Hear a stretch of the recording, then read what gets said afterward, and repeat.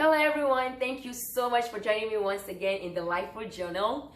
Our topic for this month is on trust. Who and or what do you put your trust in? Do you put your trust in yourself? Do you put your trust in your wealth? Do you put your trust in your relationships? Do you put your trust in your networking system? Who and what do you put your trust in? A lot of times we tend to think that love is the number one thing that you must have in any type of relationship or friendship, which is right. Love is standard. I see love to be the foundation, the standard of any kind of friendship or any kind of relationship. I actually see it as a command. God commanded us to love.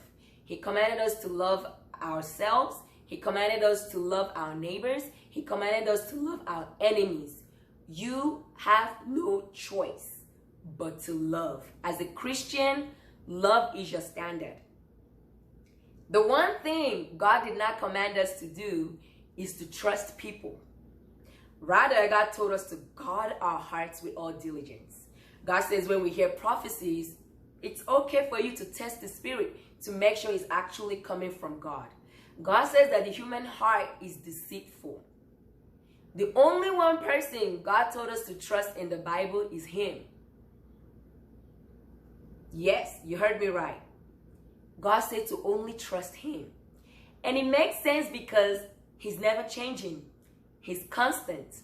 The God of Genesis chapter 1 verse 1 is still the same God we know right now.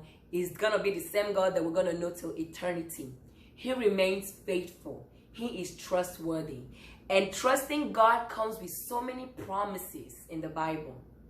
God said that if you trust Him, He will never allow you to be disgraced.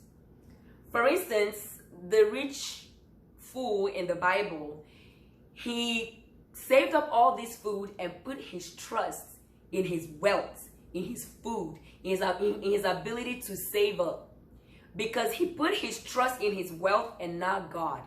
The one that actually has the power, the sovereignty to do whatever He wants to do, God, told him because he trusted his wealth more than he trusted Him, that very same day he was going to lose his life.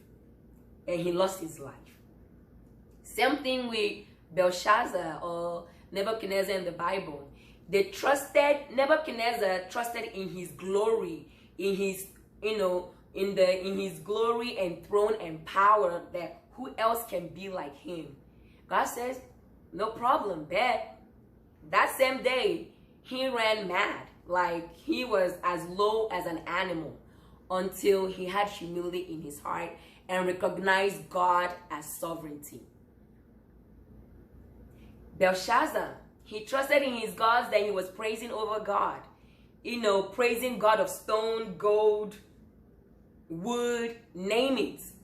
When it came down to his justice, when God exerted His justice, none of those gods that he was praising were able to save him.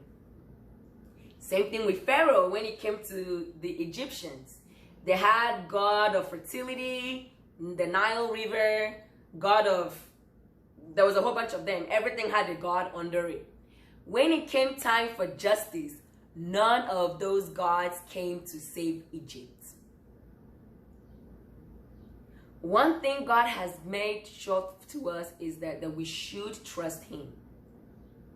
You will never be disgraced. We can look at all the great men in the Bible. One of the major common things that we will see that they have constant in their lives is that they trusted in God.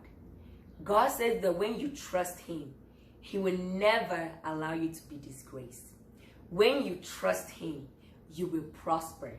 When you trust Him, He will protect you. He will guard over you.